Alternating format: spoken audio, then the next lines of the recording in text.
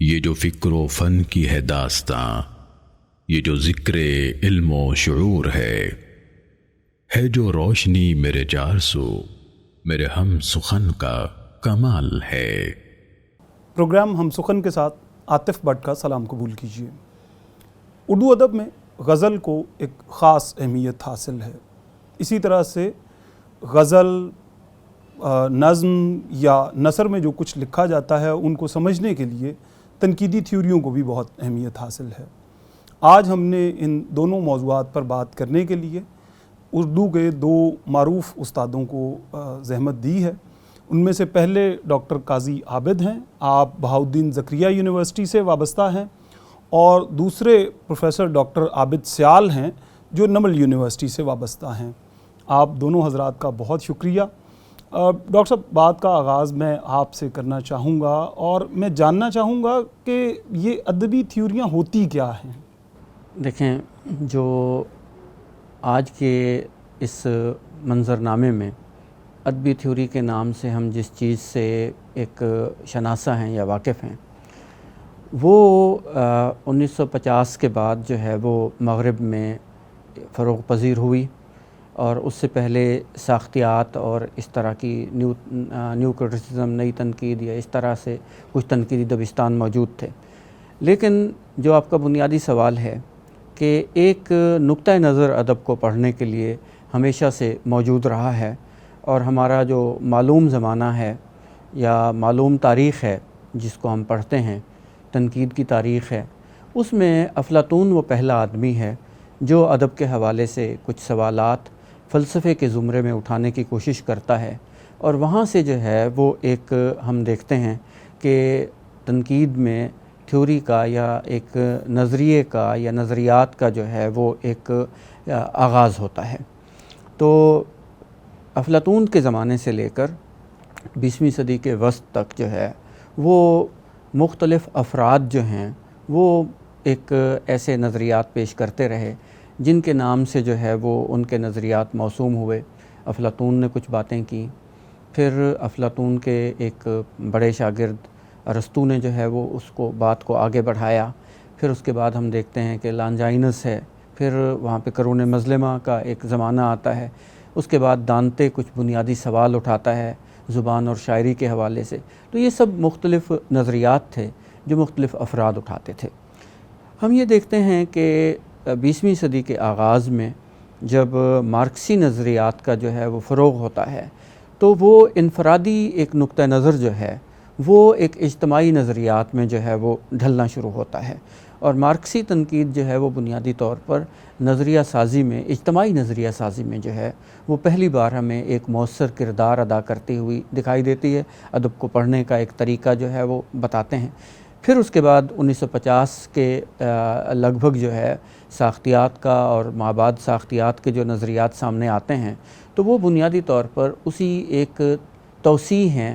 وہ بنیادی طور پر ہم دیکھتے ہیں کہ اجتماعی نظریات جو ہیں وہ کس طریقے سے توسیع پذیر ہو کر پھر ایک ادبی تھیوری میں بدلتے ہیں، اور جس کو ٹیری گلٹن اور بہت سارے لوگوں نے لٹریری تھیوری کہا ہے، وہ بنیادی طور پر 1950 کے بعد بہت سارے ایسے نظریات تھے، نئی تاریخیت تھی، جو فوکو کے نظریات تھے طاقت کے اور اس کے، اسی طرح دریدہ کا جو نظریہ تھا رد تشکیل کا یا لا تشکیل کا، اور اس طرح سے بہت سارے نظریات ہمارے زمانے تک آتے آتے جو ہے وہ تانیثیت اور ایک ایکو کرٹیسزم یا ایک ماحولیاتی تنقید۔ تو یہ ایک طرح سے جو ہے جو ادبی تھیوری ہے، اس کو ہم تھوڑا سا جو ہے وہ اس 1950 سے پہلے والی جو مختلف نقطہ نظر ہیں ادب کو پڑھنے کے، ان سے ایک الگ کر کے جو ہے وہ دیکھنے کی ضرورت ہے۔ اور اب ہم جسے ادبی تھیوری کہتے ہیں وہ بنیادی طور پر ایک گلدستہ ہے مختلف تنقیدی رویوں کا اور رجحانات کا۔ اچھا، عام آدمی اس سے کس طرح متاثر ہوتا ہے، یا ادب کیسے متاثر ہوتا ہے ان چیزوں سے؟ اچھا، یہاں پہ یہ بڑی دلچسپ بات ہے، کیونکہ ترقی پسند تحریک تک اور ہمارے ہاں جدیدیت تک ایک چیز جو ہے وہ ساتھ ساتھ رہی ہے کہ جو تنقید ہے اور جو تخلیق کا شعور ہے تخلیق کار کے اندر، وہ ایک دوسرے کے ساتھ جو ہے وہ وابستہ رہے ہیں۔ مثلاً مارکسی تنقید نے جو ہے وہ ہمیں یہ بھی بتانے کی کوشش کی کہ آپ جو ہے وہ ادب کیسے لکھیں، عام آدمی کے مسئلے پہ لکھیں، اس میں کردار کیسے بنائیں، اس میں زندگی کو کیسے شامل کریں، ریئلزم کیا ہے، سوشل ریئلزم کیا ہے، اس طرح کے سوالات. اسی طرح کے سوالات جدیدیت نے بھی اٹھائے. جو جدید نقاد تھے انہوں نے بھی یہ باتیں کی، اور ایک طرح سے جو ہے جو شعریات تھی اور جو تنقید تھی اس کو ملا کر دیکھنے کی کوشش کی گئی. یہ 1950 کے بعد ساختیات سے جو چیز شروع ہوتی ہے وہ یہ ہے کہ یہاں پہ شعریات ایک طرف ہو گئی کہ شعریات جو ہے وہ تخلیق کار کا ذاتی مسئلہ ہے، اور جو تنقیدی ایک رویے ہیں ساختیات سے مابعد ساختیات تک، مابعد جدیدیت تک، یا اب تو مابعد جدیدیت کہتے ہیں اس کو، تو ان کا یہ تھا کہ ادب کو پڑھا کیسے جائے. تو اب یہ بات کہ کیا یہ نظریات ادب کو متاثر کرتے ہیں، تو ادب کی تشکیلی اس میں صورتحال میں تو میرا یہ خیال ہے کہ یہ ادب کو متاثر نہیں کرتے. البتہ یہ ہے کہ جب ادب تشکیل پا چکتا ہے تو اب قاری جو ہے اگر وہ 8-10 ایسے تنقیدی نظریات سے واقف ہے تو وہ متن کو دیکھ کر یہ فیصلہ کر سکتا ہے کہ وہ کس نقطہ نظر سے یا تھیوری کے کس حصے کی نسبت سے جو ہے وہ زیادہ بہتر طور پر سمجھ سکتا ہے. اس میں نفسیات بھی ہے، اور نفسیات کا بھی ایک نیا دبستان یا لاکان کی اس میں جو ہے مسائی سے وہ ہمیں اس تنقیدی تھیوری کے اندر دکھائی دیتا ہے. تو یہاں پہ ایک 1950 کے بعد ایک تفریق پیدا ہوئی ہے کہ وہ جو لکھنے والا تھا اس کو ان تنقیدی تھیوریوں سے کوئی سروکار نہیں ہے. اب ہمارے ہاں مسئلہ یہ ہے کہ ہم نے بہت ساری چیزیں جو ہیں نا وہ یا بہت سارے نظریات جو ہیں ان کو انفرادی طور پر پڑھنے کی بجائے ان پر مغرب میں جو طالب علموں کے لیے کتابیں لکھی گئی ہیں، پرائمر ٹائپ کتابیں لکھی گئی ہیں، گائیڈیں لکھی گئی ہیں، ان کو پڑھ کر ہمارا نقاد جو ہے نا وہ بولنا شروع کر دیتا ہے، اور اس کے لاشعور میں کہیں پہلے والا شعریات کا اور تنقید کا جو ایک باہم رشتہ تھا وہ اس کے ذہن سے نہیں نکلتا، اور وہ یہ سمجھنے کی کوشش نہیں کرتا کہ ڈیریڈا ہمیں لکھنے کا فن نہیں سکھاتا، ہمیں فوکو لکھنے کے بارے میں یہ نہیں بتاتا، ہمیں کوئی وہ بھاشن نہیں دیتا کہ آپ ایسے لکھو، وہ صرف یہ بتاتا ہے فوکو ہو یا ڈیریڈا ہو. اور یہ بنیادی طور پر جو ہے یہ نقاد بھی نہیں ہے، ایک کا تعلق جو ہے فلسفے کی دنیا سے ہے، اور اس نے فلسفے کی مقرر ایک پڑھنے کی کوشش کی ہے کہ فلسفے کو آج کیسے پڑھا جائے، اور اس کے بہت سارے پیچیدہ سوالات ہیں، اور کیونکہ ہم یہاں پہ عام ایک آدمی کے حوالے سے گفتگو کر رہے ہیں. اسی طرح جو ہے فوکو جو ہے وہ بنیادی طور پر سماجیات کا آدمی ہے، اور وہ طاقت کے نظریات اور اس طرح کے نظریات کی مدد سے جو ہے وہ ادب کو پڑھنے کی کوشش کرتا ہے. اب جو ہے ہمیں دیکھنے کی اپنے طالب علموں کو عام فہم انداز میں یہ بتانے کی ضرورت ہے کہ ایک ادب کی تشکیل کا دور تھا، ادب کی تشکیل کے بعد جو ہے اب آپ کے پاس اتنے سارے نظریات ہیں، ان میں سے مثلا یہ کہ بھی اب غزل کے کسی شعر کی جو ہے آپ عابد سیال صاحب کا کوئی شعر پڑھتے ہیں، اگر اس میں کوئی رومانوی ایک رویہ اس شعر میں لایا گیا ہے تو آپ اس کو کسی ایسے نقطہ نظر سے تھیوریوں میں موجود کسی ایسے نقطہ نظر سے پرکھنے کی کوشش کریں گے، اگر یہ اقتدار اور اقتدار کے نتیجے میں جو ایک دباؤ معاشرے پر پڑتا ہے اس کے حوالے سے کوئی شعر کہتے ہیں تو پھر آپ فوکو کے نظریات سے جو ہے اس کو پرکھ سکتے ہیں. اور اس کے ایک بنیادی بات جو ہے وہ یہ ہے کہ ہمارا نقاد نے، آج کے نقاد نے شعر سے، ادب سے، متن سے، ناول سے، افسانے سے وہ جو ایک حظ اٹھاتا تھا پڑھنے والا، اس سے اس کو محروم کرنے کی کوشش کی ہے. اور اس کو جو ہے اب یہاں ہمیں مثلا یہ کہ بھی جو کچھ مضامین فوکو نے لکھے ادب پر اور جو مضامین ڈیریڈا نے لکھے ہیں ادب پر، اگر آج ہمارا نقاد وہ مضامین پڑھے تو وہ ادب کے حظ سے جو ہے وہ الگ کر کے چیزوں کو نہیں دیکھتے. تو اب یہ ایک ہمارے ہاں صورتحال یہ ہے کہ اگر کوئی نقاد جو ہے وہ ان نظریات کی روشنی میں اپنے ادب کا ایک جائزہ لینا چاہتا ہے تو اس کو ادب اور اس کے حظ والے حصے سے جو ہے وہ دستبردار نہیں ہونا چاہیے، وگرنہ پھر وہ اس ادب پارے کو جو ہے وہ ایک غیر ادبی ٹیکسٹ کے طور پر پڑھے گا، اور اس کی تنقید کے اندر جو ہے شعور کے ساتھ جو ہے وہ ایک سرشاری نہیں پیدا ہوگی. اچھا، یہاں آپ نے سرشاری اور حظ کی بات کی تو میں عابد سیال صاحب سے اس پہ چاہوں گا کہ غزل کو تو سمجھا جاتا ہے کہ یہ ہے ہی سرشاری اور حظ کے لیے پیش کی گئی ایک چیز، تو آپ کیا سمجھتے ہیں کہ غزل جو ہے وہ محض حظ اور سرشاری اور جذبات کے ابھار تک محدود ہے یا اس سے آگے بھی کچھ کردار ادا کرتی ہے؟ بہت شکریہ جناب. دیکھیں، بنیادی بات یہ ہے کہ یہ جو ہم لفظ استعمال کر رہے ہیں حظ یا سرشاری، یا انگریزی میں جس کے لیے پلیئر کا لفظ استعمال کیا ناقدین نے، اس کو کوئی سطحی شے نہیں سمجھنا چاہیے. بنیادی طور پر جو آرٹ ہے اس کا مقصد ہی حظ ہے، اور اس کا مطلب یہ ہے کہ آپ نفسی سطح پر اور روحانی سطح پر کسی شے سے مادی اس کی جو اور معروضی صورتحال ہے اس سے ہٹ کر جو اس سے حاصل کرتے ہیں وہ حظ ہے. تو یہ تو زندگی کا آدھے سے زیادہ حصہ جو انسان کا ہے وہ حظ اندوزی سے عبارت ہے. باقی چیزیں تو بالکل بنیادی ضرورتیں ہیں، وہ جانوروں کی طرح انسان پوری کرتا ہے. تو انسان کی زندگی کا مقصد جو چیزوں سے ہے، جو ادب سے ہے، جو آرٹ سے ہے، اس کا زیادہ تر حصہ جو ہے وہ حظ سے تعلق رکھتا ہے. وہ بنیادی روحانی سرشاری، وہ بنیادی نفسیاتی تسکین جو آپ کو ان چیزوں سے معروضی طور پہ حاصل نہیں ہوتی، وہ آپ ان ذرائع سے جو ادب کے ہیں، آرٹ کے ہیں، وہ تو صرف غزل اس تک محدود نہیں ہے. سارے کا سارا آرٹ، سارے کے سارے فنون لطیفہ اور ادب کی ساری اصناف، یہ ساری اس میں ہیں. غزل کا ذکر ہم اس وجہ سے اس تناظر میں زیادہ کرتے ہیں کیونکہ ہمارے ادب کی، یہ میں صرف شاعری کی بات نہیں کر رہا، 500-600 سال تک ہمارے ادب کی جو مرکزی صنف ہے وہ غزل رہی ہے. ہم اپنے پورے ادب کو غزل کے توسط سے پہچانتے ہیں. بلکہ آج تک جو ایک اعتراض نما جو ایک بیانات یا باتیں کی جاتی ہیں، اور وہ درست بھی ہیں بہت حد تک، کہ ہم فکشن کو بھی شاعری کے جو ٹولز ہیں ان کے ذریعے پرکھنے کی کوشش کرتے ہیں، ان کے ذریعے. اور ہمارا بہت سا فکشن ایسا ہے بھی جس میں ہماری شاعری کے عناصر موجود ہیں، اور وہ ظاہر ہے، اور وہ اس کو انرچ کرتے ہیں. تو لہٰذا غزل کو صرف یہ سمجھنا کہ وہ صرف وہی حظ اندوزی تک ہے، اور حظ کو یہ سمجھنا کہ وہ کوئی سطحی چیز ہے، تو یہ تھوڑے چھوٹے چھوٹے مغالطے ہیں. ان سے ہٹ کر اس کو دیکھنا چاہیے. اچھا، یہ مغالطوں کا تو ظاہر ہے بہت اچھا آپ نے علاج بھی کیا اور جواب بھی دیا، لیکن غزل کو اب ہمارے ہاں یہ سمجھ لیا گیا ہے کہ یہ محض آپ کے کچھ خاص قسم کے جذبات کو بیان کرنے کا ایک کہہ لیجیے میڈیم ہے. تو کیا ہم جب غزل کی پوری روایت کو دیکھتے ہیں تو اس میں اسی طرح دکھائی دیتا ہے کہ یہ محض ان جذبات کے اظہار تک محدود تھی؟ یعنی میں کہہ رہا ہوں کہ عشق و عاشقی کے وہ خاص نظریات. آپ نے جس چیز کو خاص کہا میں اسے عام کرتا ہوں کہ آپ یہ کہنا چاہتے ہیں کہ کیا عورت کی محبت جو ہے جی وہ ایک جو بنیادی جذبہ ہے، کیا غزل کا موضوع اور اس کا دائرہ اور اس کا محور صرف اسی تک محدود ہے یا اس سے ہٹ کر کے کچھ ہو؟ یہ سوال ہے میری طرف.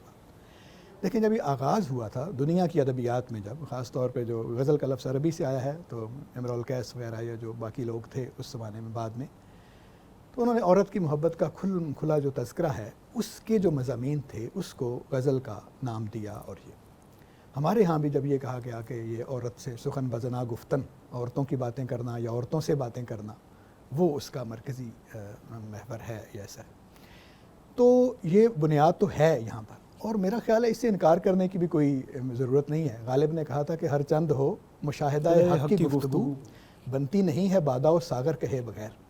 آپ دنیا کا کوئی علم دیکھیں، آپ دنیا کا کوئی بھی شعبہ علم لے لیں، اس کی اپنی اصطلاحات ہیں. جب تک آپ اس شعبے کی اصطلاحات کے تناظر میں اس شعبے کو نہیں دیکھیں گے، اس وقت تک آپ کو اس شعبے میں کی گئی باتوں کی سمجھ نہیں آئے گی. جی مثلا ایسا ایک دائرہ سا ایک آپ بنا دیں، ایسے گول سا، تو آپ کسی ریاضی دان سے پوچھیں گے یہ کیا ہے، تو وہ کہے گا کہ یہ دائرہ ہے. تو میں یہ عرض کر رہا تھا کہ ہر شعبہ علم جو ہے اس کی اپنی اصطلاحیں ہیں، اس کی اپنی زبان ہے، اس کا ایک اپنا دائرہ عمل ہوتا ہے. ان اصطلاحوں کی روشنی میں ان کے جو معنی ہے اس کا پورا نظام جو ہے وہ عمل کرتا ہے، اور اسی تناظر میں اس کو دیکھا جا سکتا ہے. بہت ساری اس کی مثالیں دی جا سکتی ہیں. مثال کے طور پہ ایک سامنے کا لفظ ہے وزن. آپ مجھ سے پوچھیں کہ آپ کا وزن کتنا ہے، یا ہم وزن کے بارے میں گفتگو کرتے ہیں، یا آپ پوچھیں کہ اس ٹیبل کا وزن کتنا ہے، تو یہ ایک عام وزن کی جو گفتگو ہے. آپ کسی فزکس والے آدمی سے پوچھیں تو وہ کہے گا کہ جس چیز کو آپ وزن کہہ رہے ہیں یہ دراصل کمیت ہوتی ہے اور وزن کچھ اور چیز ہوتی ہے. جی آپ کسی شاعر سے پوچھیں کہ وزن کیا ہوتا ہے تو وہ ایک تختی ہے اس کی اور اپنا بہر. تو اس کا مطلب ہے کہ ایک لفظ کے مختلف شعبہ علم میں مختلف معنی ہیں اور اس شعبے کے لوگ جانتے ہیں کہ اس کا مطلب کیا ہے. تو غزل کے نظام کو سمجھنے کے لیے آپ کو اس پورے نظام کو سمجھنا پڑے گا کہ وہاں پر جو بلبل کہا جا رہا ہے اس سے مراد بلبل نہیں ہوتی, وہاں پر جو عورت کہی جا رہی ہے اس سے مراد صرف عورت نہیں ہے, وہاں پر جو رخسار کہا جا رہا ہے اس سے مراد صرف رخسار نہیں ہے, وہاں پہ جو عشق کا لفظ استعمال ہو رہا ہے یا جو عاشق کا لفظ استعمال ہو رہا ہے اس سے مراد صرف عورت کو محبت کرنے والا عاشق نہیں ہے. تو ایک پورا دائرہ علم ہے, ایک پورا اس کی اپنی ایک زبان ہے. جن لوگوں کو اس زبان کی سمجھ ہے ان کے لیے وہ جو اشعار ہیں, کائنات بھی اس میں شامل ہے, فلسفہ بھی اس میں شامل ہے, مذہبیات بھی اس میں شامل ہے, تصوف بھی اس میں شامل ہے, روزمرہ کے سماجی معاملات میں اس میں شامل ہیں, اور ظاہر محبت کے جو معاملات ہیں وہ بھی شامل ہیں. مثال کے طور پہ آپ دیکھیں کہ مثلا ایک شخص ہے جس کو آپ جانتے ہیں, قاضی صاحب بھی جانتے ہیں, ہم سب جانتے ہیں کہ وہ اس کے آباء و اجداد نے 1000 سال تک ہندوستان پر حکومت کی. جی. وہ آخری بادشاہ تھا, اس کو قید کر کے رنگون بھیج دیا, اس کے بیٹوں کے سر کاٹ کے اس کے سامنے تخت میں پیش کیے گئے, اس کو قید میں رکھا گیا وغیرہ وغیرہ. اس کے بعد اگر وہ یہ کہے کہ بلبل کو باغباں سے نہ صیاد سے گلا, قسمت میں قید لکھی تھی فصل بہار میں, یا کتنا ہے بد نصیب ظفر دفن کے لیے, 2 گز زمین بھی نہ ملی کوئے یار میں, اور آپ یہ کہیں کہ یہ بلبل کی باتیں کر رہا ہے, یا یہ صیاد کی باتیں کر رہا ہے, یا یہ کسی عورت کی گلی میں دفن ہونا چاہتا ہے, تو اس کا مطلب ہے کہ آپ نابلد ہیں اس سارے سسٹم سے جس میں غزل گفتگو کرتی ہے, جو غزل کا بنیادی استعارہ ہے, جو اس کا بنیادی ایڈیم ہے. تو یہ تو ہے اس سارے کلاسیکی شاعری کو یا اس سے متاثر ہونے والے بعد کے جو ستاروں کو سمجھنے کے لیے ایک نقطہ.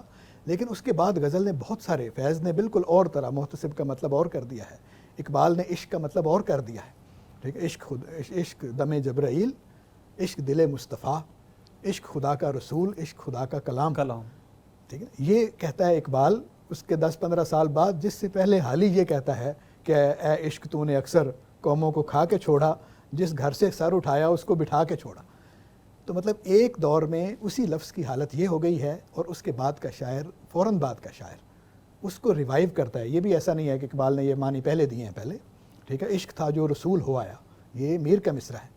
ٹھیک ہے, یا وہ تو یہ ہمارے ہاں ساری روایتیں پہلے سے موجود ہیں, اور کلاسیکی شاعری میں, جدید شاعری میں یہ سارے موضوعات جو انسان اور اس سے متعلق رکھتے ہیں, خواہ وہ اس کے سماجیات سے ہیں, خواہ وہ اس کو کائناتی ویژن ہے, یا اس کے روزمرہ معاملات ہیں, تو جتنا تعقل, جتنا نفسی کیفیات انسان کے ساتھ ہیں, وہ ساری غزل میں کسی نہ کسی طرح سے بیان ہوئی ہیں. اور آج کی جو غزل ہے وہ تو بالکل ایک اور دائرے میں جا کر اور ایک اور جہان میں جا کر بات کرتی ہے.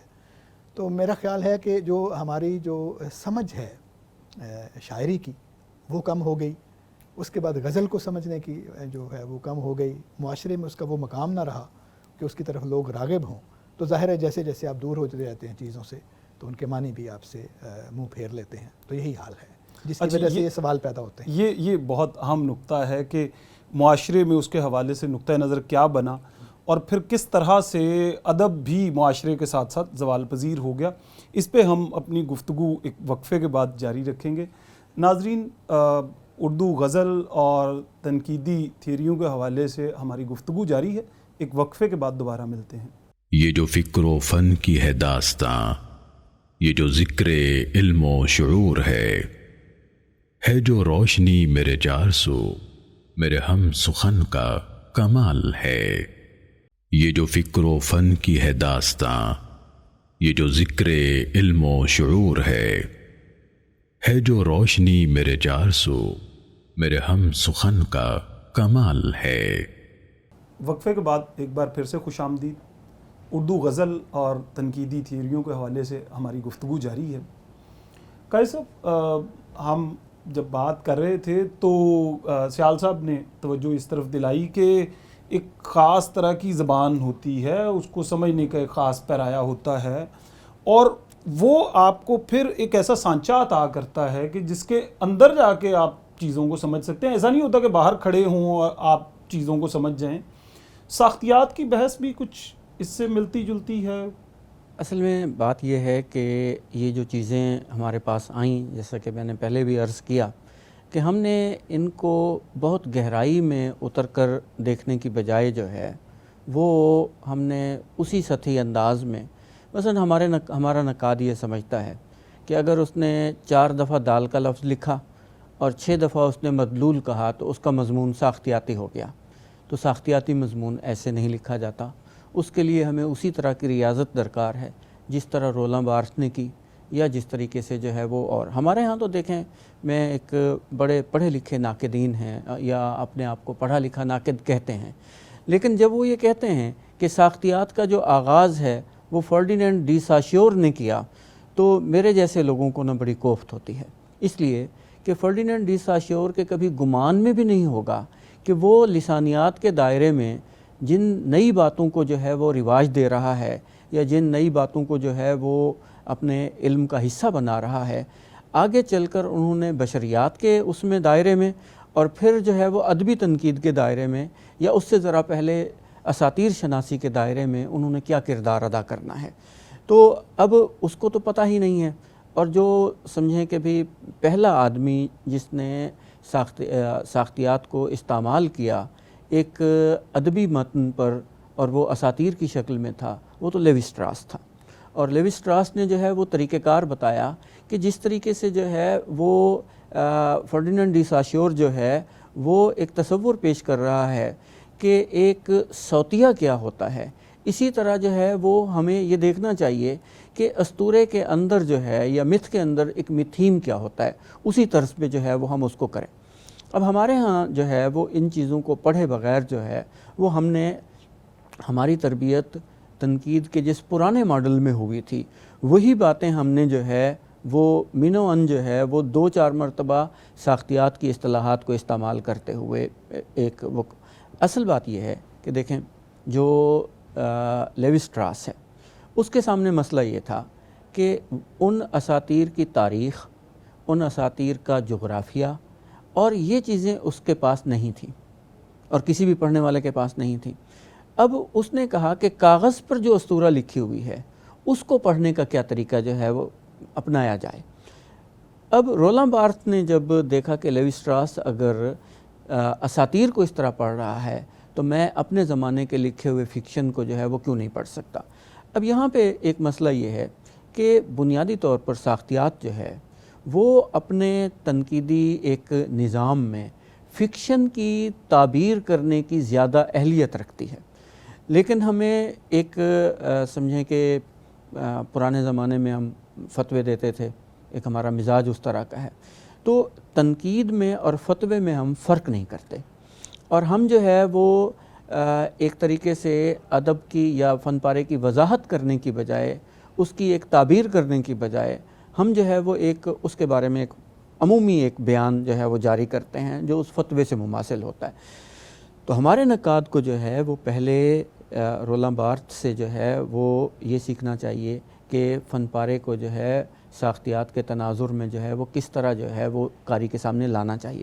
اچھا, دوسری بات ایک میں قطع کلامی کے بعد دوسری بات یہ سیکھنی چاہیے کہ کیا خود رولاں بارتھ کو جب یہ احساس ہوا کہ اس کا یہ تنقیدی طریقہ کار جو ہے یہ فن پارے کے ساتھ پورا انصاف نہیں کر سکتا تو وہ اس سے آگے کیوں بڑھ گیا. ہمارا ناقد جو ہے وہ ابھی تک جو ہے وہ اس ذہنی خلجان میں ہے کہ وہ کس رولاں بارتھ کی طرف جو ہے وہ جائے, اور وہ ساختیات کا بھی صحیح طریقے سے جو ہے ساختیات کے اصولوں کا بھی استعمال نہیں کر سکتا. اچھا, یہ جو آپ بات کر رہے ہیں یہ غالب کے اس شعر کے قریب نہیں پہنچ جاتی جس میں اس نے کہا ہے کہ اصطلاحات اسیران تغافل مت پوچھ, جو گرا آپ نہ کھولی اسے مشکل باندھا. تو یہ ہے کہ جس بات کو خود نہیں سمجھتے اسے مزید مشکل بنا کے اصطلاحات کے پھیر میں گھما کے لوگوں تک پہنچا دیتے ہیں. اصل میں یہی ایک جو اہم بات ہے کہ اصطلاحات زدگی دیں جو ہے نا وہ ہمارے ساختیاتی نقاد کو, مابعد جدید نقاد کو یا مابعد ساختیاتی نقاد کو جو ہے وہ ایک طریقے سے رسوا کیا. اور ہم نے یہ سمجھا کہ ایک مثلا ایک صاحب ہیں, ایک یونیورسٹی میں پڑھاتے ہیں, انہوں نے کہیں سے پڑھ لی کہ میجک ریئلزم جو ہے نا وہ ایک اصطلاح ہے اور یہ اس کو جو ہے ایک ٹیکنیک ہے اور اس کو استعمال کیا ہے مارکیز نے, کیا ہے فلاں نے, کیا ہے فلاں نے. اس نے منٹو سے لے کر تو پتہ نہیں اپنے کس افسانہ نگار جن کا کبھی یہ مثلا منٹو تو حقیقت نگار ہے یا اس طرح سے, تو اس نے جو ہے اس اصطلاح کی قید میں جو ہے وہ اپنے پورے فکشن کو جو ہے وہ لینے کی کوشش کی. اب یہاں پہ آپ کی یہ بات بالکل درست ہے کہ ہم اصطلاح یا اصطلاحات کو اس وقت استعمال کریں جب اصطلاحات جو ہیں وہ مفہوم کی ترسیل میں کوئی نہ کوئی بنیادی کردار ادا کریں. بالکل. اور ہم جتنی اصطلاحات استعمال کریں گے اس سے ہماری تنقید جو ہے وہ بوجھل ہوگی. اور وہ جو ہم پھر گھوم پھر کر کہتے ہیں کہ آگہی اور سرشاری اکٹھے آتی ہے تنقید کے ذریعے، اگر تنقید جو ہے آگہی اور سرشاری اکٹھے نہیں لا سکتی تو پھر جو ہے وہ ہمارا نقاد خواہ وہ جتنے بھی دعوے کرتا رہے وہ اصطلاحات کا ہی اسیر رہے گا. اور اصطلاحات جو ہیں وہ بنیادی طور پر اپنے اندر کوئی اتنی قوت نہیں رکھتی کہ وہ ایک چیز کو جو ہے وہ بیان کریں. اصل میں تو اس متن کے اندر جو ایک قوت ہے اس نے جو ہے وہ سامنے آنا ہے نقاد کے لفظوں میں. اور نقاد کو یہ چاہیے کہ وہ اصطلاحات کے استعمال سے جتنا گریز ہو سکتا ہے وہ کرے، اور جہاں ناگزیر ہو جائے وہاں تو ٹھیک ہے. وگرنہ جو ہے ہمارے ہاں اب یہ مسئلہ یہ ہے کہ ہم نے بہت سارا مغرب کا وہ جو چیزیں ہیں وہ اس طرح سے پڑھی نہیں ہیں. مثلا اب یہ ہم فوکو کی بات کرتے ہیں لیکن ہم گواتری کی نہیں بات کرتے، فلیکس گواتری کی نہیں بات کرتے، جو اس سے بھی کئی حوالوں سے جو ہے وہ آگے کی ایک سمجھیں تنقیدی دنیا ہمارے سامنے لاتا ہے. اسی طرح جو ہے وہ ہائپر ریئلٹی کا جو تصور ہے، ہائپر ریئلٹی کا تصور بھی کوئی ایک مجرد تصور نہیں ہے، اور اس میں بھی بہت ساری دنیا کائنات کی گرہیں جو ہیں وہ کھولی جا سکتی ہیں. ایک ہائپر ریئلٹی وہ ہے جو سمجھیں کہ بھی 80 کے لگ بھگ جو ہے وہ امریکہ نے جو ہے وہ افغانستان کے حوالے سے پیدا کی. ایک ہائپر ریئلٹی وہ ہے جو 2001 کے بعد جو ہے وہ پیدا ہوئی. تو اب یہاں پہ ایک سوال یہ پیدا ہوتا ہے کہ اس ہائپر ریئلٹی کے تصور کے پیچھے جو ایک حقیقت موجود ہے اس کو ہم کیسے کھوجیں. اگر ہم ہائپر ریئلٹی کہتے رہیں گے تو اس سے جو ہے وہ کام نہیں بنے گا جب تک ہم اس کے پیچھے موجود جو ایک صورتحال ہے اس کو نہیں لائیں گے. ٹھیک.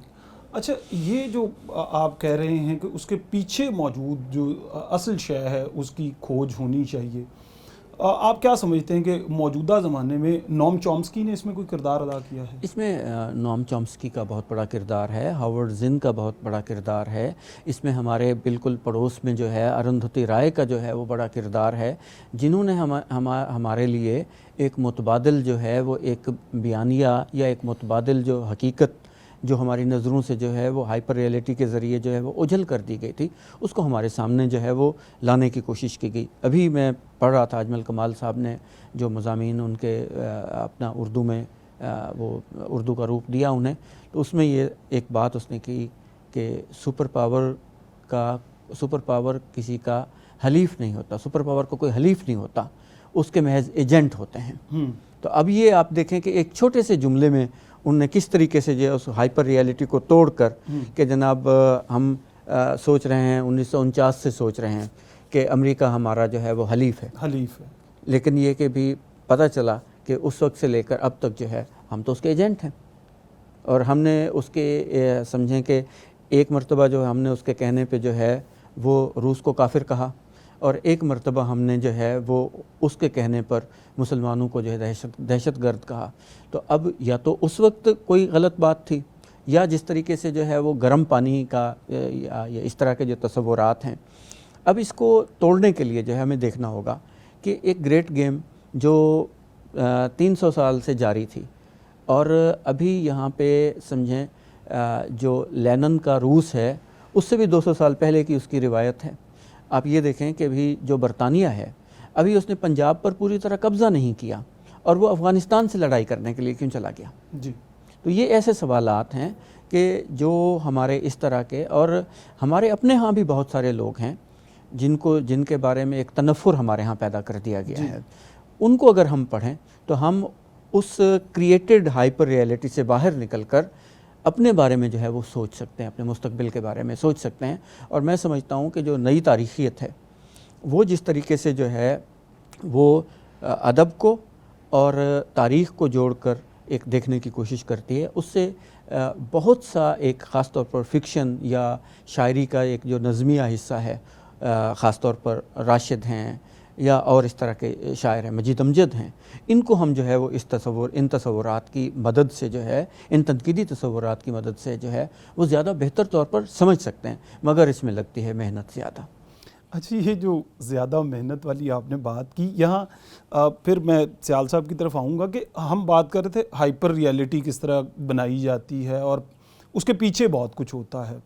تو آپ نے جب اپنی گفتگو کا آغاز کیا میرے پہلے سوال کے بعد، اس میں یہ تھا کہ حس جو ہے وہ آپ کے جو اندر نفسیاتی شعور ہے اس کو بیدار کرنے کا نام ہے، آپ کی جو آگاہی ہے اس کو بڑھاتا ہے. تو یہ سب جو ہے غزل میں کس طرح سے کھپتا ہے، یا ہائپر ریئلٹی کے پیچھے کی جو حقیقت ہے وہ غزل میں کہیں آشکار ہوتی نظر آتی ہے؟ دیکھیے، ہر صنف کا ایک اپنا جو ہے دائرہ بھی ہوتا ہے اور اس کا طرز اظہار ہے.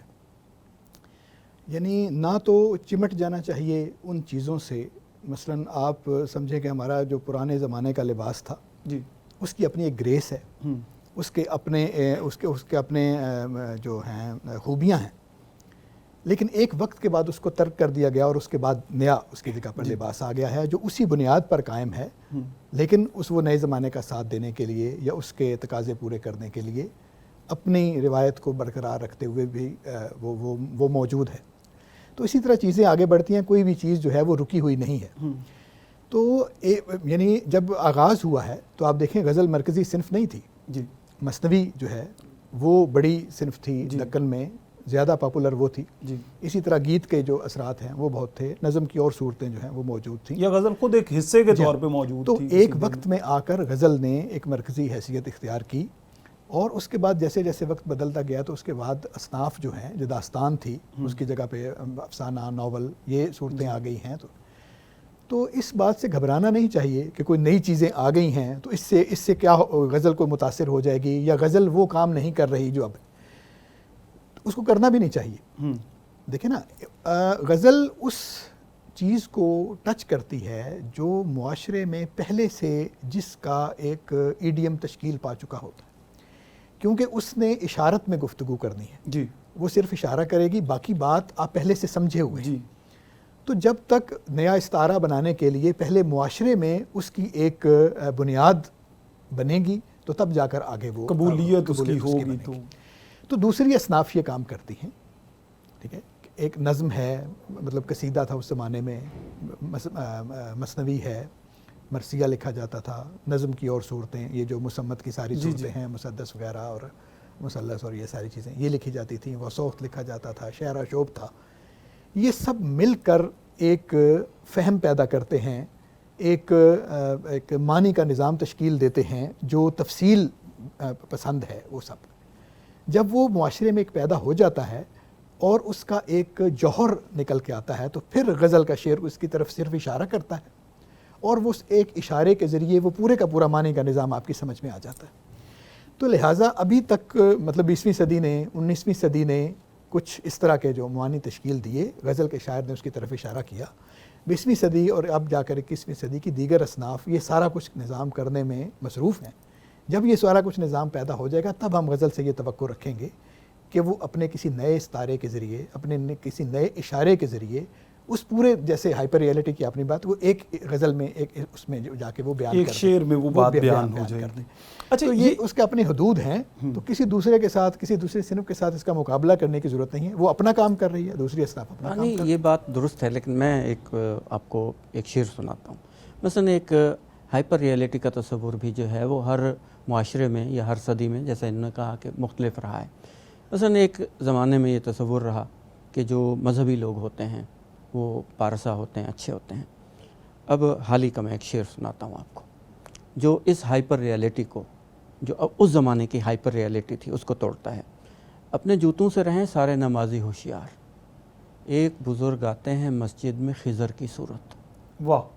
اب یہ دیکھیں کہ جس طریقے سے اس نے ہائپر ریئلٹی کو جو ہے وہ توڑا ہے، اور اس کے اندر سے ایک ریئلٹی کہ انسان تو انسان ہوتا ہے، اور اس کے اندر ہر طرح کے امکانات جو ہیں وہ موجود ہوتے ہیں.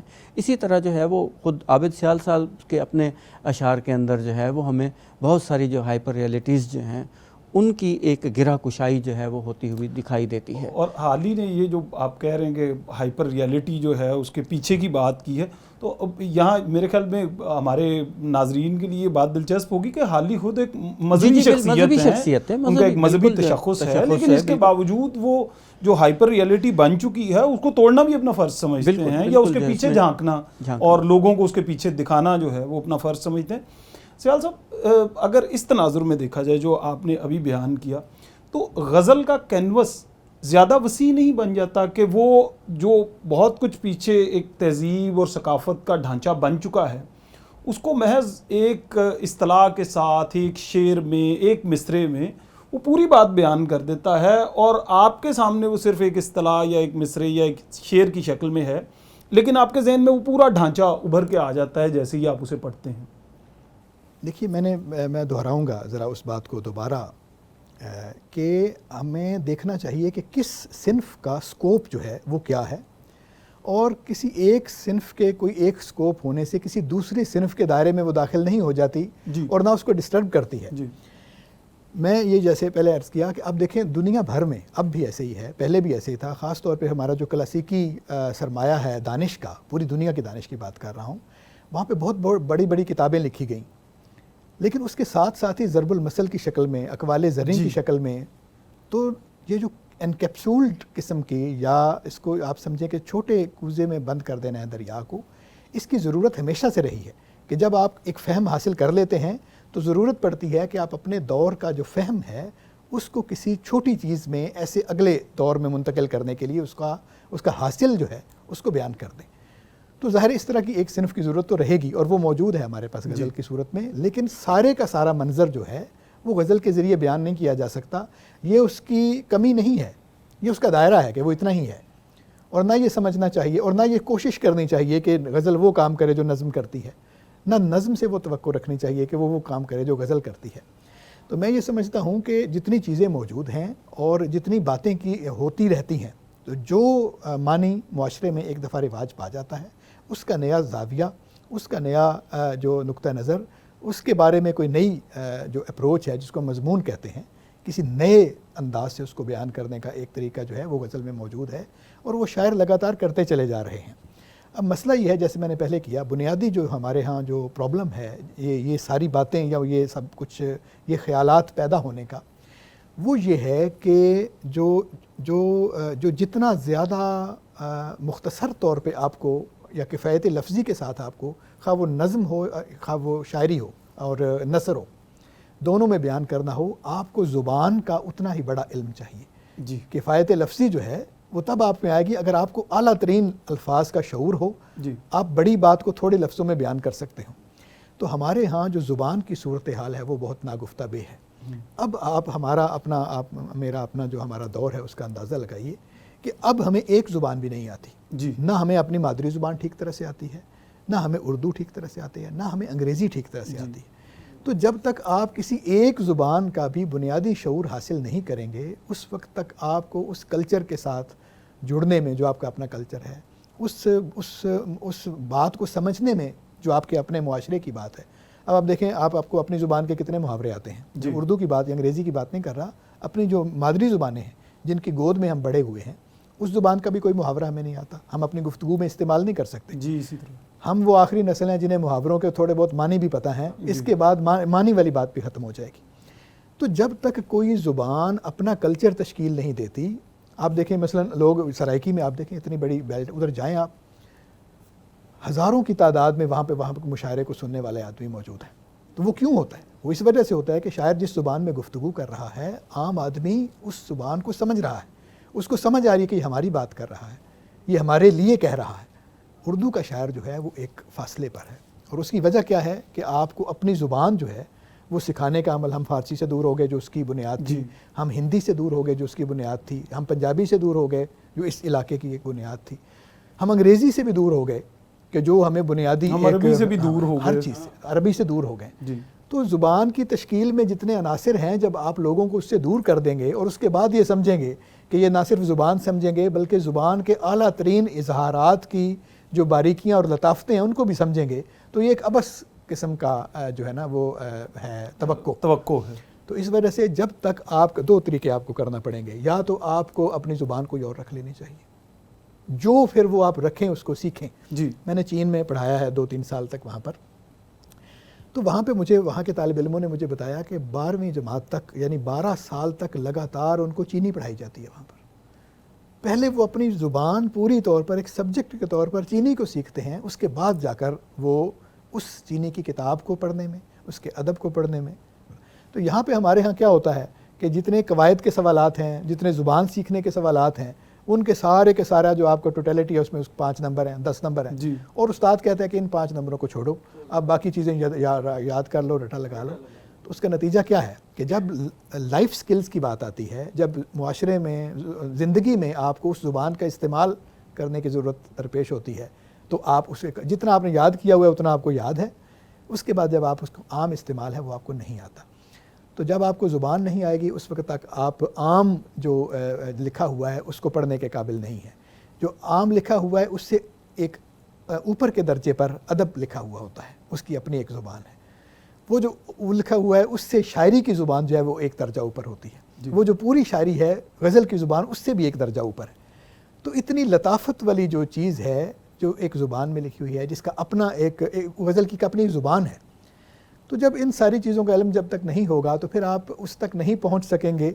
تو اس کا مطلب ہے کہ پھر قصور جو ہے وہ زبان سیکھنے والوں کا بھی ہے, زبان سے دور کر دیے جانے والوں کا بھی ہے, اور اپنی زبان کو اہمیت دیے نہ دینے کا بھی ہے. جی یعنی اس بات پر تو یہ رائے ہو سکتی ہے کہ آپ کی زبان اردو ہونی چاہیے, یا آپ کی زبان پنجابی ہونی چاہیے, یا آپ کی زبان انگریزی ہونی چاہیے. اس پہ بحثیں کی جا سکتی ہیں. یہ طے کیا جا سکتا ہے کہ ہماری قومی زبان کون سی ہوگی, ہماری کلچرل زبان کون سی ہوگی, ہماری دفتری زبان کون سی ہوگی. لیکن اس بات پہ کوئی اختلاف نہیں ہونا چاہیے کہ جو بھی زبان ہو اس کو آپ کو سیکھنا چاہیے. جی بالکل, وہ آپ کو آنی چاہیے. بالکل بالکل. تو اگر آپ کو نہیں آئے گی تو ظاہر ہے یہی حال ہوگا جو اب ہمارا ہو رہا ہے من حیث القوم بھی, اور ادب کا بھی یہی حال. جی اچھا, میں چاہتا ہوں کہ آپ دونوں کے جو ذاتی تجربات ہیں ادب سے جڑنے کے اور مختلف ادب سے جڑی ہوئی باتوں کو سمجھنے اور سیکھنے کے, ان پر ہم گفتگو کریں, لیکن یہ گفتگو ہم ایک وقفے کے بعد کریں گے. ناظرین, پروفیسر ڈاکٹر قاضی عابد اور پروفیسر ڈاکٹر عابد سیال سے ہماری گفتگو جاری ہے. ایک وقفے کے بعد دوبارہ ملتے ہیں. یہ جو فکر و فن کی ہے داستاں, یہ جو ذکر علم و شعور ہے جو روشنی میرے جار سو, میرے ہم سخن کا کمال ہے. یہ جو فکر و فن کی ہے داستاں, یہ جو ذکر علم و شعور ہے جو روشنی میرے جار سو, میرے ہم سخن کا کمال ہے. ناظرین, وقفے کے بعد ایک بار پھر سے خوش آمدید. ڈاکٹر صاحب, وقفے پہ جانے سے پہلے میں یہ کہہ رہا تھا کہ ہم جب وقفے سے واپس آئیں گے تو آپ دونوں حضرات سے ہم آپ کی زندگی کے تجربات کے بارے میں سنیں گے کہ آپ نے کس طرح ادب کو دیکھا, دیکھنے کا طریقہ کیسے سیکھا, اور پھر جو ادب کو پرکھنے کا ایک خاص فن ہے وہ آپ نے کہاں سے اختیار کیا. تو پہلے میں چاہوں گا کہ صاحب آپ کچھ بتائیے. دیکھیں, ہم سب روایتی مذہبی گھرانوں میں پیدا ہوئے, لیکن یہ ہمارے روایتی مذہبی گھرانے اس طرح کے نہیں تھے جیسے آج ہم نے مذہب کی شکل بنا دی یا جس طریقے سے. تو میرے نانا کے پاس خواجہ غلام فرید کا دیوان اور خواجہ غلام فرید کے حوالے سے جو ہے وہ اردو میں لکھی ہوئی کتب جو ہیں وہ موجود تھیں, اور یہ جانے بغیر کہ خواجہ صاحب کیا کہہ رہے ہیں اور ان کے کلام جو ہے وہ کیا کس سطح پر ہم سے مخاطب ہو رہا ہے, کیا کہہ رہا ہے, میں نے وہ چیزیں پڑھیں, اور تقریباً یہ کوئی 7-8 سال کی عمر میں. دوسری طرف میرے والد وہ رات کو آل انڈیا ریڈیو کے جو مشاعرے ہوتے تھے وہ نہ صرف سنتے تھے بلکہ وہ لکھتے بھی تھے کاپیوں پر, جو ہے وہ غزلوں کی غزلیں جو ہے وہ پورا مشاعرے جو ہے وہ لکھ لیتے تھے. تو میں ان کے ساتھ بیٹھ کر جو ہے وہ یہ چیزیں جو ہے وہ, پھر میری خالہ تھیں, ان کو ریڈیو پر ڈرامے سننے کا بڑا شوق تھا. تو یہ اس طرح سے ایک صورتحال جو ہے وہ ادب سے ایک لگاؤ پیدا ہوا. دوسری بات یہ کہ آپ سب جانتے ہیں کہ بچے نے بھی پیدا ہونا ہوتا ہے تو والدین جو ہے نا ایک اسٹیتھوسکوپ اس کے گلے میں جو ہے وہ ڈال دیتے ہیں, اور اس سے یہ ایک توقع رکھتے ہیں کہ وہ ڈاکٹر نہیں تو کم از کم حکیم تو ضرور بنے گا. بالکل. تو اس کے بعد جو ہے وہ میرے ایک استاد تھے کالج میں, تو انہوں نے مجھ سے پوچھا کہ بھی کوئی فزکس کیمسٹری آتی ہے, تو میں نے کہا بھئی فزکس کیمسٹری تو نہیں آتی. تو انہوں نے کہا پھر یہ جو اردو تمہاری اتنی اچھی ہے تو پھر تم اس طرف کیوں نہیں آتے. اچھا اس میں بھی پھر یہ ہے کہ جیسے ایک نوآبادیاتی دباؤ میں ہم ہوتے ہیں تو ہم نے سوچا کہ بھی پہلے نا انگریزی پڑھنی چاہیے. تو ایم اے انگریزی میں میں نے داخلہ لیا، لیکن تقریباً جو ہے وہ 2-3 دنوں کے بعد میں نے وہاں اپنے آپ کو جو ہے وہ بہت ہی ایک مس فٹ پایا. اور اس کے بعد پھر میں نے ایم اے اردو کیا، اور وہی ایک جو تربیت تھی سمجھیں کہ نانا سے، بابا سے اور اپنی خالہ سے جو ہے وہ، یا خالہ کے ساتھ مل کر جو ہے وہ، میری اور ان کی عمروں میں کوئی زیادہ فرق نہیں تھا، تو مل کر وہ جو ڈرامے سنتے تھے اس سے فکشن کی طرف ایک، اور وہ جو ایک شاعری کی طرف. لیکن عمومی طور پر پھر یہ ہوا کہ میں جس یونیورسٹی میں داخل ہوا وہاں پہ تحقیق کا مزاج یا وہ نئی چیزوں کی طرف تھا اور فکشن کی طرف زیادہ تھا. پھر مجھے ایک صاحب وہاں پہ ملے، مرزا ابن حنیف صاحب، جن سے جو ہے وہ اساطیر کا، پرانی تہذیبوں کا اور اس طرح کی چیزوں کا جو ہے وہ شوق ہوا. اور جب میں پی ایچ ڈی کرنے کا موقع آیا تو پھر اس وقت میں نے جو ہے وہ اساطیر اور اردو افسانے کے تعلق کے حوالے سے جو ہے وہ ایک، لیکن یہ کہ شاعری آپ کے اندر بولتی تو ہے، اور ایک ایام جہالت سے جو ہے، ایام جہالت کے دنوں میں ہر آدمی اپنے آپ کو شاعر سمجھتا ہے، تو ہم بھی سمجھتے تھے کہ ہم شاعر ہیں.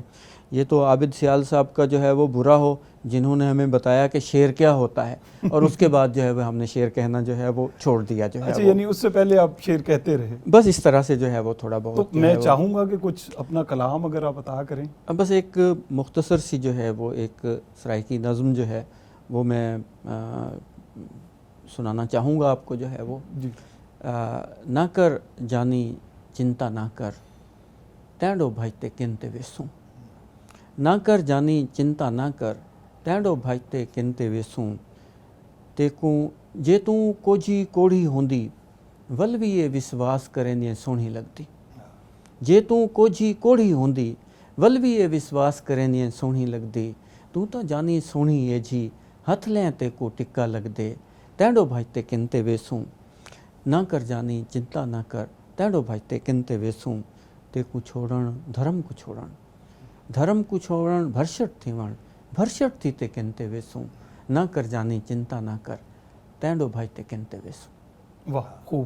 میں چاہوں گا کہ ہمارے ناظرین کے لیے، کیونکہ سب کا تعلق تو ظاہر ہے پنجاب کے اس حصے سے نہیں ہوگا یا سندھ کے اس حصے سے نہیں ہوگا جہاں سرائیکی بطور مادری زبان کے بولی اور سمجھی جاتی ہے، اگر آپ ان کے لیے کچھ اس کو تھوڑا سا بیان کر دیں. ہاں اس میں یہ ہے کہ بھی ایک روایتی تصور ہے کہ آپ محبوب سے ہم کلام ہوتے ہیں اور اسے آپ باور کرا رہے ہیں کہ تمہیں چھوڑ کر ہم کہیں نہیں جا سکتے، اور اگر تو تم بدصورت ہوتی نا تو پھر تو تم یہ سوچتے ہوئے بھی اچھی لگتی.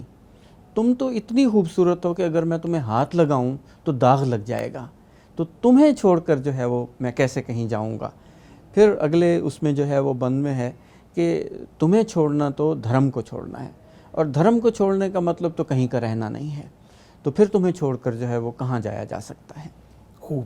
یہ تو عشق کا یا محبت کا وہ تصور ہے کہ جس میں ایک شخص آپ کے لیے مرکزیت اختیار کر جاتا ہے اور پھر آپ اس سے ہٹ کے کسی چیز کو نہیں دیکھنا چاہتے. بالکل اسی طرح سے جو ہے وہ اس میں. سیال صاحب آپ کے جو تجربات ہیں ادب کو دیکھنے، پرکھنے، اس کے بارے میں سمجھنے، سیکھنے کے، ان کے بارے میں کچھ ہمیں بتائیے. میرے بھی تجربات ایسے ہی ہیں جیسے قاضی صاحب نے بیان کیے. اصل میں میرا خیال ہے کہ ہم اس دور میں ہمارا بچپن گزرا ہے جب ابھی انٹرٹینمنٹ کے جو مواقع اور جو اس کے ذرائع ہیں وہ بہت زیادہ نہیں تھے، تو لامحالہ کتابوں کی طرف رجوع کرنا پڑتا تھا، یا جو زبان صدری ایک روایت ہے شاعری کی اس کی طرف جانا پڑتا تھا. تو میرے دادا جی اور میرے تایا جی جو ہیں وہ پڑھا کرتے تھے، اس کو کتاب پڑھنا کہتے تھے ہمارے اس میں، اور وہ کتابوں سے مراد تھی کہ آپ یوسف علیہ السلام کا جو قصہ منظوم کیا ہوا ہے وہ ہے، یا مرزا صاحبہ کی جو داستان ہے وہ ہے، یا اس طرح کی جو ہماری مثنویاں ہیں، ہیر ہے وہ. تو میرے دادا جی جو ہے وہ اس کو پڑھا کرتے تھے، اور مطلب وہ طریقہ یہ تھا کہ وہ کتاب گود میں رکھ کے دھوپ میں بیٹھ کے یا کسی جگہ پر بیٹھ کے تو اس کو بآواز بلند جیسے اپنا قرأت کرتے ہیں تو شعر خوانی کرتے ہیں، تو اکیلے بیٹھ کے بھی وہ اس طرح سے پڑھا کرتے تھے. تو اس سے جو ایک ردم کا کانسیپٹ ہے، ایک تلفظ کا کانسیپٹ ہے، شعر کا جو ایک پورا ہے ایک ماحول ہے شاعری کا، تو نہ چاہتے ہوئے یا غیر محسوس طور پر بھی وہ آپ کے اندر کسی طرح داخل ہو جاتا ہے، اور یہ اس زمانے کی عام تربیت کا حصہ تھا۔ اسی طرح جو میرے تایا تھے وہ بہت خوش الحان تھے، نعت خوان تھے، جمعہ بھی پڑھایا کرتے تھے ماشاءاللہ، اور وہ حضرت سلطان باہو کے جو ابیات ہیں وہ پڑھا کرتے تھے بہت زیادہ، تو اس سے بھی ہمیں پھر اس فہم کا پتہ چلا کہ کیسے کیسے وہ عام زندگی کے بارے میں استعارہ تخلیق ہوتا ہے، کیسے، یہ ظاہر ہے یہ غیر محسوس طور پہ سب کچھ۔ تو اس تربیت کے نتیجے میں ہمارے گھر میں بھی جو مذہبی کتابوں کا ایک چھوٹی سی لائبریری بھی تھی، ان سے کیا فیض حاصل کیا۔ تو بنیادی جو تربیت ہے وہ گھر سے ہے، جس گھر میں جو چیز ہوگی اس گھر کا بچہ اسی چیز سے مانوس ہوگا۔ جی، تو اگر آپ کے گھر میں کتاب ہے تو قدرتی طور پر اس کو کہنے کی ضرورت نہیں ہے، وہ خود بخود اس کو ہاتھ لگا لے گا اور کچھ نہ کچھ اس کا پڑھ لے گا۔ تو ایسے ہی ہوا۔ پھر یہ ہے کہ بچپن میں جب پڑھا کرتے تھے ہمارے اسکولوں میں نظمیں یاد کروانے کا کانسیپٹ تھا، ان کو زور زور سے پڑھنے کا، مل مل کے پڑھنے کا کورس کی شکل میں وہ تھا، تو اس سے بہت تربیت ہوتی۔ مثلا پہلی جماعت میں مجھے یاد ہے، میرے ذہن میں یہ کانسیپٹ تھا کہ آپ ایک نظم کا جو مصرع ہے وہ دوسری نظم میں رکھ کے نہیں پڑھ سکتے، اس کا ردم اور ہے، اس کا ردم اور ہے۔ تو یہ وزن کا ایک کانسیپٹ تھا، ظاہر ہے یہ بہت بعد میں جا کر پتہ چلا کہ اس کو وزن کہتے ہیں یا اس کو بحر کہتے ہیں۔ تو اس طرح کے کانسیپٹ جو ہیں وہ خود بنتے گئے۔ تو میں مطلب 8ویں 9ویں جماعت میں کچھ مصرے سیدھے کرنے لگ گیا تھا۔ بعد میں پھر کالج کا ماحول ایسا تھا، وہاں پہ کچھ شاعری کے مقابلے بھی تھے، ان میں بھی حصہ لیا، کچھ انعامات بھی ملے، کچھ کرتے بھی رہے۔ بہت جلدی ہی 19-20 سال کی عمر میں اور آنکھ جیسے رسالوں میں چھپنا شروع ہو گیا۔ پھر وہ چلتا رہا آہستہ آہستہ سلسلہ، لیکن میں اردو کا طالب علم نہیں تھا۔ اردو کا طالب علم ہونے کا فیصلہ میں نے بہت بعد میں جا کر کیا۔ میں پری انجینئرنگ کا طالب علم تھا، پھر میں میتھمیٹکس پڑھتا رہا، اسٹیٹسٹکس پڑھتا رہا، پھر کمپیوٹر سائنس پڑھتا رہا۔ یہ سارا کچھ کرا کے بالآخر جا کر میں نے سوچا کہ اگر آپ کسی اور شعبے میں نوکری حاصل کرنے کی کوشش کریں گے تو ساری عمر آپ 2 کشتیوں کے سوار رہیں گے۔ تو بعد میں یہ اقوال بھی ہیں اس طرح کے کہ جو خوش قسمتی یہ ہے کہ جو آپ کی محبت ہو وہی آپ کا رزق کمانے کا ذریعہ اور وہی آپ کا فرض ہو۔